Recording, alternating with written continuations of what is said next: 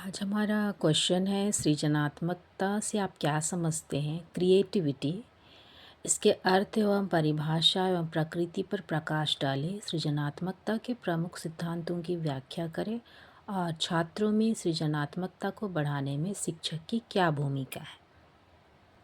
तो सबसे पहले हम परिचय लिखेंगे। परिचय के बाद जो होगा वो है ये अर्थ है। जैसे मैंने शॉर्ट वीडियो में बताया आपको कि परिचय में क्या लिखना है। परिचय में हमें लिखना है कि जितने भी आंसर में हम लोग यूज़ कर रहे हैं, जिन जिन पॉइंट्स का जो प्रमुख पॉइंट्स हैं, उन पॉइंट्स को हम सेंटेंस बना करके परिचय में लिख सकते हैं।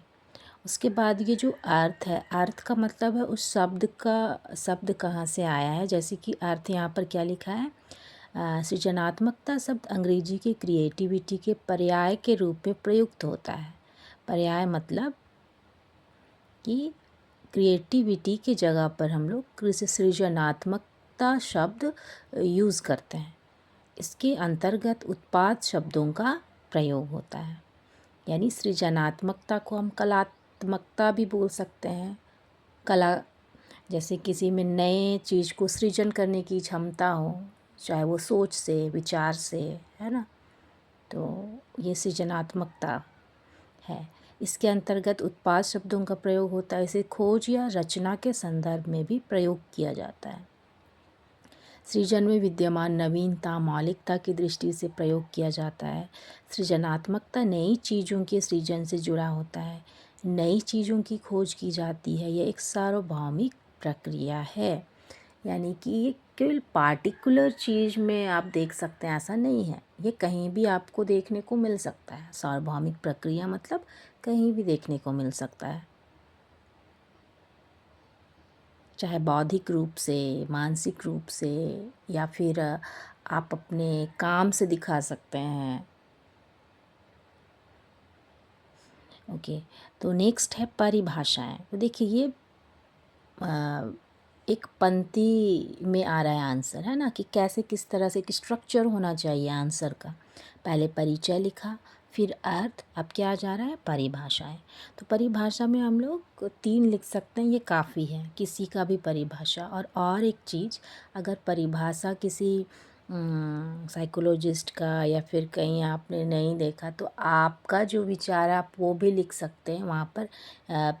किसी के अनुसार नहीं लिखना है, आप कुछ भी लाइन वहाँ लिख सकते हैं। तो यहाँ पर देखिए क्रो व क्रो के अनुसार है, गिलफोर्ड के अनुसार, स्टेन के अनुसार, ठीक है। तो ये सब लिखने से एक आंसर का जो वेटेज होता है वो अच्छा माना जाता है कि ये एक अच्छा आंसर है। चलिए अब नेक्स्ट आ जाता है, उसके बाद जो क्या पॉइंट होगा, सृजनात्मकता की प्रकृति एवं विशेषताएं। तो क्या विशेषताएं हैं, क्या मेन पॉइंट्स है, इसको हम लोग इस तरह से लिख सकते हैं। जैसे कि यहाँ सृजनात्मकता, वो क्या क्या पॉइंट्स हम इसमें लिखने वाले हैं उसको इस तरह से लिखेंगे। जैसे सार्वभौमिक है, व्यापक क्षेत्र, नवीन, कल्पना शक्ति, मौलिक, अहम का भाव, अपसारी चिंतन, लचीलापन, ठीक है। तो इस तरह से हम लिख सकते हैं और इसको पॉइंट बाय पॉइंट थोड़ा सा एक्सप्लेन करेंगे। जैसे पहला हो गया सृजनात्मकता सार्वभौमिक है। तो ये जो सार्वभौमिक हमने ऊपर लिखा है ना, पॉइंट बाय पॉइंट, तो यहीं से हमने पॉइंट्स बनाए हैं। सृजनात्मकता योग्यता सार्वभौमिक रूप से संसार के सभी देशों, समाजों एवं संस्कृतियों के जीवों में पाई जाती है। या किसी एक विशेष समाज, जाति, धर्म, आयु या लिंग तक सीमित नहीं है। यानी सार्वभौमिक आप किस संदर्भ में लिखे हैं उसको थोड़ा बहुत यहाँ एक्सप्लेन करना है।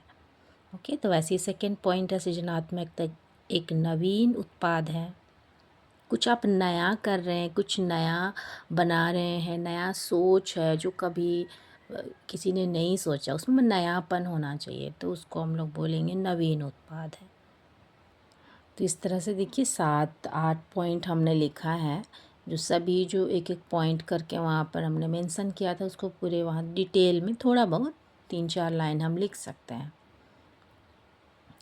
ठीक है, इस तरह से। उसके बाद नेक्स्ट आ जाता है यहाँ पर 8 पॉइंट है। अब आते हैं आगे, क्या लिखा है, सृजनात्मकता के सिद्धांत। तो विभिन्न मनोवैज्ञानिकों द्वारा सृजनात्मकता के सिद्धांत प्रतिपादित किए गए हैं। ये निम्नलिखित है। तो पहला है ईश्वरीय शक्ति से प्रेरित सिद्धांत, यानी कि किसी के द्वारा कुछ ऐसा सोच या फिर ऐसे नई चीज़ों का उत्पादन करना कभी कभी बहुत ही यूनिक माना जाता है। तो हम लोग बोलते हैं कि शायद ईश्वरीय शक्ति ही है जो इस तरह से किन्हीं किन्हीं में ही ये गुण देखने को मिलता है। सेकंड है रचनात्मकता में जुनून या पागलपन संबंधी सिद्धांत, यानी नई चीज़ों का उत्पादन तभी हो सकता है जब उसमें जुनून सवार हो, दिन रात वो लगा हुआ हो, तो ये पॉइंट हो सकते हैं। थर्ड है जन्मजात संबंधी सिद्धांत, कभी कभी होता है कि जन्मजात ही कोई बहुत ही टैलेंट उसमें होता है, अद्वितीय शक्ति होती है बोल सकते हैं हम लोग। और फोर्थ है पर्यावरण से प्रभावित सिद्धांत, फिफ्थ है टायलर का स्तरीय सिद्धांत और सिक्स है फ्रायड का मनोविश्लेषणात्मक सिद्धांत। तो इस तरह से इन पॉइंट्स को अब हम लोग डिटेल में देखेंगे। तो डिटेल में देख सकते हैं यहाँ जो फर्स्ट है ईश्वरीय शक्ति से प्रेरित सिद्धांत। इस सिद्धांत के अनुसार सृजनात्मकता ईश्वर की प्रेरणा से होता है, अर्थात वह दैवीय शक्ति ही है जो व्यक्ति को सृजनशील बनाता है। यह सिद्धांत रचनात्मकता के सार्वभौमिकरण को नकारता है कि रचनात्मकता सार्वभौमिकरण ना हो करके यह सिर्फ उस शक्ति में होता है जिस पर ईश्वर की कृपा होती है। तो इस तरह से मैं सारे पॉइंट्स को नहीं पढ़ूंगी, लेकिन इस तरह से ऐसा लिखना है। सेकेंड है रचनात्मकता में जुनून या पागलपन संबंधी सिद्धांत, फिर है जन्मजात संबंधी सिद्धांत, पर्यावरण से प्रभावित। जो पर्यावरण से प्रभावित सिद्धांत में क्या है, इस सिद्धांत के अनुसार पर्यावरण से प्रभावित होकर या पर्यावरण के असर से व्यक्ति में रचनात्मकता पैदा होती है। जैसे कोई कवि हो गया, लेखक है, तो कभी कभी वो लोग प्रेरित होते हैं किसी पर्यावरण या फिर मौसम ये सब को लेकर के। तो ये फोर्थ पॉइंट है। फिफ्थ में रचनात्मकता का सोपान या चरण संबंधी सिद्धांत, तो ये बहुत इम्पोर्टेंट है। ये टायलर का स्तरीय सिद्धांत है। उन्होंने रचनात्मकता या फिर सृजनात्मकता को कैसे स्तरीय बनाया है कि किस तरह से एक बौद्धिक रूप में वो काम करता है ना, कि पहले क्या आना चाहिए दिमाग में। अगर आप रचना कर रहे हैं किसी चीज़ की, किसी नई चीज़ों का, तो कैसे दिमाग इस तरह से स्तर होता है। तो जो देखिए पहला पॉइंट हो गया अभिव्यक्त, है ना। फिर है उत्पादनशीलता, खोज, नवाचार, उद्यम। तो पहला क्या होता है, सोच। दिमाग में कोई बीज फूटेगा, कोई सोच आएगा, उसके बाद उसको बनाने का जो एक जुनून आएगा, उत्पादनशीलता। अगर जुनून है तो फिर उसमें हम लोग खोज करेंगे कि क्या होना चाहिए, उसमें क्या और चीज़ ऐड ऑन हो सकता है। तो उस तरह से खोज, नवाचार, क्या उसमें नयापन है, तब वो जा कर के उदीयमान मीन्स जो कंप्लीट हम लोग देखते हैं नई चीज़ों को। ठीक है, तो इस तरह से इसका स्तर होता है,